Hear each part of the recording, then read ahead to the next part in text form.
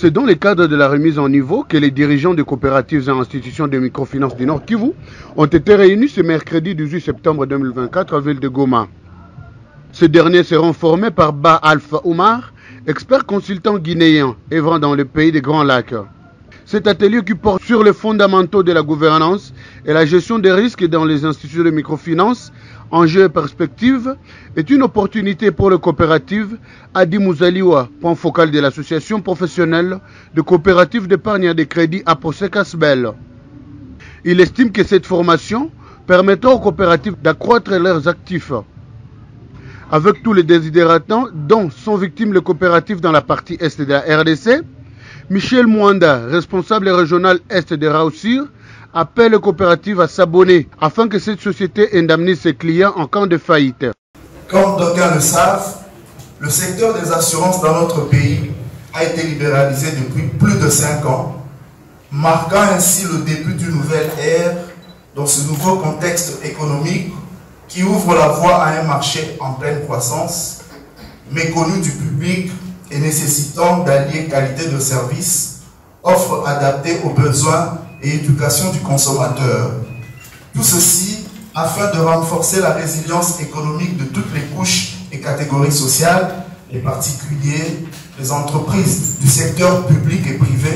mais également les coopératives.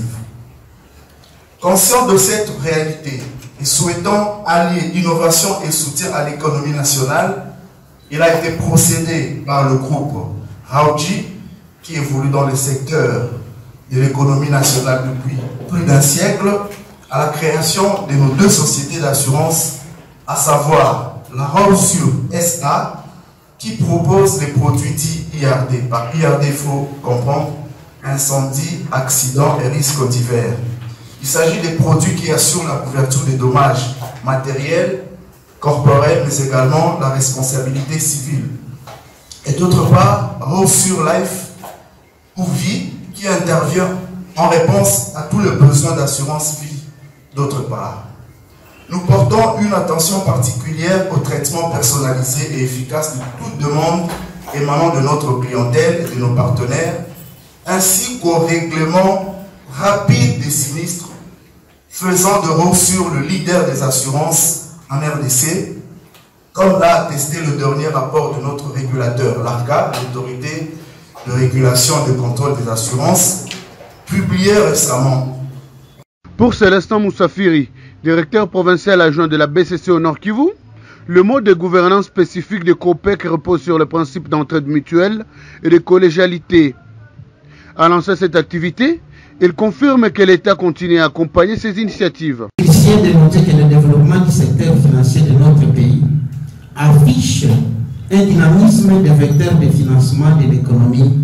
dans l'esprit de l'inclusion financière à l'ère du numérique, couplé aux besoins de pérennité des institutions financières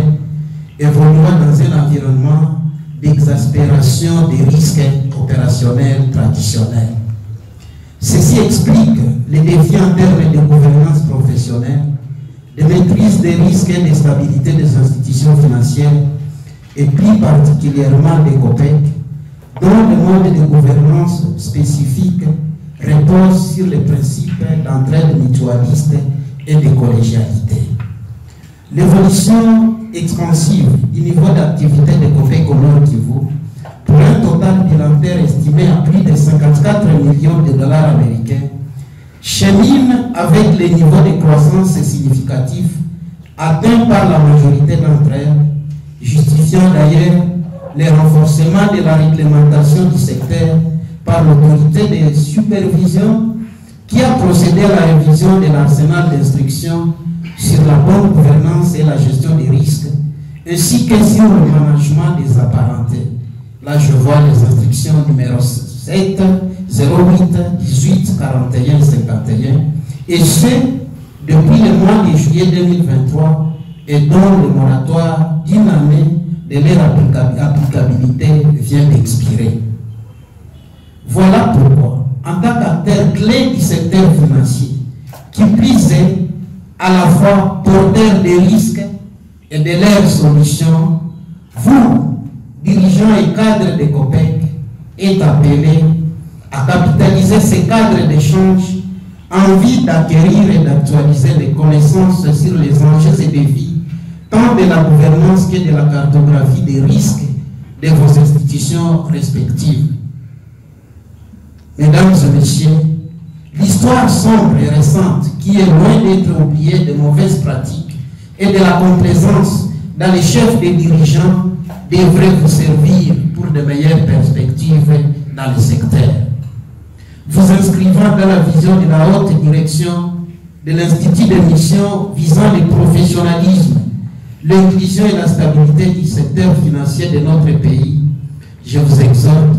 à vous approprier l'esprit et le contenu de matière qui vous seront dispensés en vue de vous permettre d'assumer vos responsabilités pour l'intérêt des membres et copropriétaires de vos institutions de manière singulière et pour celui de la solidité et stabilité du système financier congolais. Messieurs le point focal de la procès au Nord Kivu, Mesdames et Messieurs les présidents du conseil d'administration de COPEC, Messieurs les gérants et directeurs gérants, Mesdames et Messieurs les cadres et agents de COPEC, Mesdames et Messieurs les distingués invités,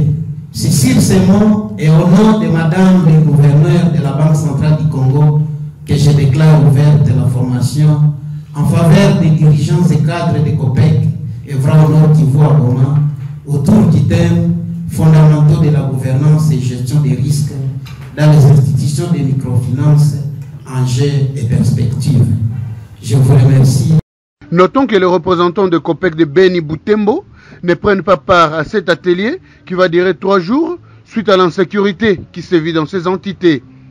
Depuis Goma, Josué Boulon-Foubine Mikendero pour HK2D Télévision.